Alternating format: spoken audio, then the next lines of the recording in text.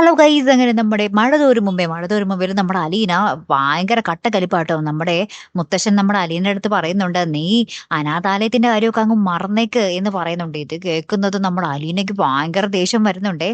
എന്നിട്ട് പറയുന്നുണ്ട്, അനാഥാലയം മറന്നാ പിന്നെ ഈ അലീന ഇല്ല മുത്തശ്ശ എന്നിങ്ങനെ പറയുന്നുണ്ട് കേട്ടോ. പിന്നീട് നമുക്ക് കാണുവാൻ സാധിക്കുന്ന കാഴ്ച എന്താണെന്ന് വെച്ചാൽ നമ്മുടെ ലാലിച്ചായന്റെ, നമ്മുടെ സ്റ്റാൻലി ചായന്റെ ഒരു സഹോദരൻ, ഒരു അനിയൻ നമ്മുടെ അപ്പച്ചനെ വിളിച്ച് കാര്യങ്ങളൊക്കെ തിരക്കുവാണ്.